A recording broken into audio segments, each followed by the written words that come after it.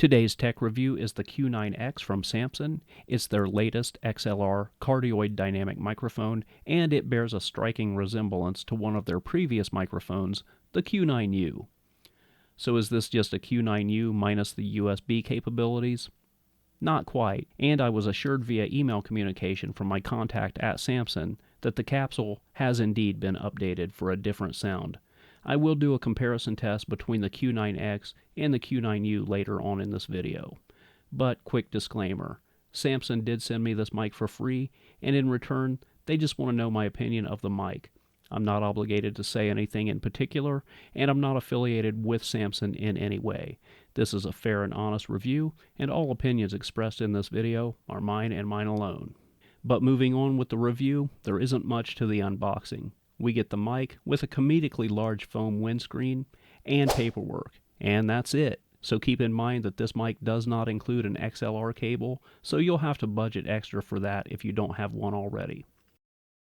The mic is solidly constructed and very well built.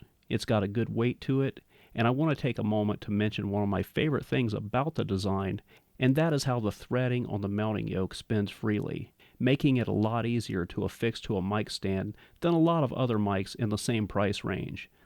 Little things like this really make me appreciate what went into the design of this mic. The top grill is also threaded and removable and reveals the foam pop filter inside.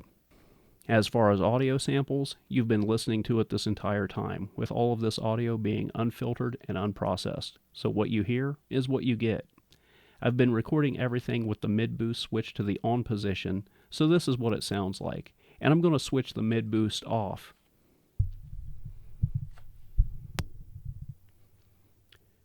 And this is what the Samson Q9X sounds like with the mid-boost turned off. Again, this is the Samson Q9X dynamic cardioid broadcast microphone with the option to turn the mid-boost off, which is what I've done now. Personally, I prefer to leave the mid-boost on, but extra options are always a good thing. And now I'm switching the mid-boost back on for the rest of this review.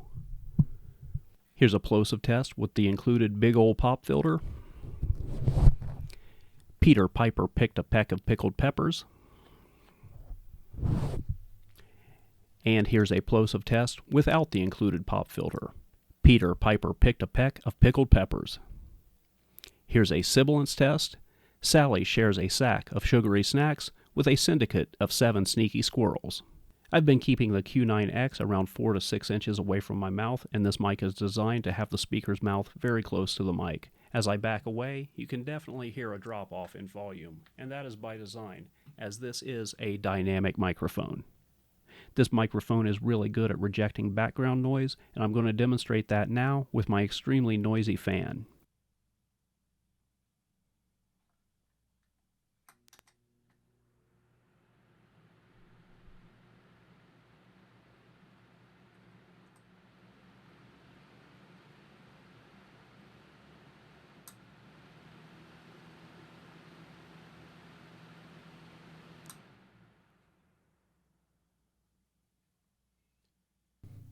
This is what it sounds like as I type and talk with the keyboard directly underneath the microphone, about 10 or so inches away from the microphone.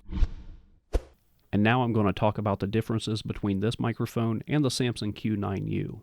At a glance, we see the Q9U is totally blacked out, and the Q9X is not. Also, the Q9X is lacking USB output, as well as a headphone jack and the low-cut filter. On the side, the Q9X is also minus a mute button. As I was assured by my contact at Samson, the Q9X does indeed have a different capsule, so there should be a different sound between each mic, and I'm going to test that out now. As you can see now, I've got the Q9U and the Q9X both at a pretty equal distance away from my mouth. I'm going to read a passage into the Q9X, then I'm going to move the XLR cable over the Q9U, and I'm going to read the same passage, and we're going to listen for differences. I can't stand it. I know you planned it. I'm gonna set it straight, this Watergate. I can't stand rocking when I'm in here, 'cause your crystal ball ain't so crystal clear. So while you sit back and wonder why I've got this freaking thorn in my side, oh my God, it's a mirage. I'm telling y'all, it's a sabotage. I can't stand it. I know you planned it. I'm gonna set it straight, this Watergate. I can't stand rocking when I'm in here, 'cause your crystal ball ain't so crystal clear. So while you sit back and wonder why I got this freaking thorn in my side, oh my God, it's a mirage. I'm telling y'all, it's a sabotage. Peter Piper picked a peck of pickled peppers. Peter Piper picked a peck of pickled peppers.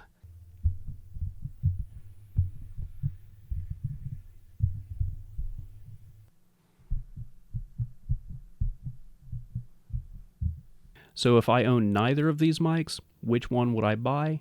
The Q9U or the Q9X? Well, me, in my situation, where I have an XLR audio interface and preferring the sound of the Q9X, I would save the difference in cost and get the Q9X.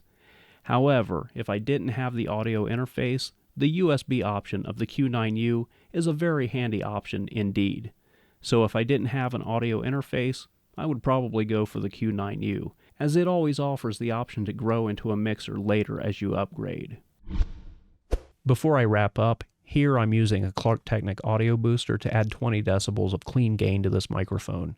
Up to this point, I've had my Scarlett 2i2 with its volume knob at 3 o'clock. With the Clark Technic audio booster, I'm able to drop the audio input down to 9 o'clock. At this point, I'm also using my normal array of filters that I use in OBS Studio, and I'm showing my setup on screen now, so this is what you can expect this microphone to sound like with this particular filtering that I'm using. In conclusion, I do like this mic, but I also like the Q9U. A lot of people complain that the Q9U was too muddy, but I never had an issue with that kind of sound. The Q9X seems less muddy to me for sure, and I do prefer the sound of the Q9X over the Q9U, but only slightly, and maybe it's just my imagination, but it also seemed like the Q9X does better with handling noise as well. But as with all the videos I make, I hope I've given you enough information to come to your own conclusion whether or not this microphone is a good purchase for you. Thank you so much for watching. That's it for now, and I'll see you next time.